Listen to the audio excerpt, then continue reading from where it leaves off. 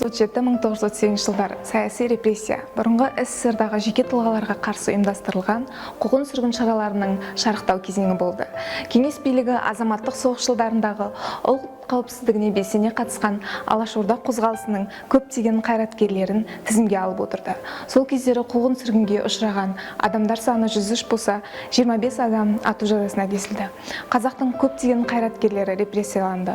Олардың қатарында Ахмет Байтұрсынұлы, Міржақып Дулатов, Сәкен Сейфуллин, Тұрар Рысқұлов, Міржақып Дулатов, Ілияс Жансүгіров те бар. Өткенді еске алу, тарихты есте сақтау бізде парыз. Кейінгі аға буын өкілі ақын Жарасқан Әбдіраштың жыр шумақтарын назарларыңызға ұсынамыз. Талай ұрпақ бізден кейін өтсе де, тағзым етер дұға оқып зейін деп. Мына дала болса егер мына бел, сол арада жатыр майлин бейімбет. Ежелден ақ екі көздің бірі қас, озық туған ойы жүйрік жыры жас. Ақаңында құлагері бар десек, сол құлагер Жансүгіров Ілияс. Арыстандай айбатты, жолбарыстай қайратты, қырандай күшті қанатты мен жастарға сенемін.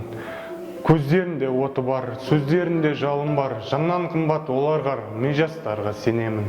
31 мамыр саяси қуғын-сүргін құрбандарын еске алу күніне орай ұйымдастырылатын челленджімізді осы орталықтағы әріптестеріме жолдаймын.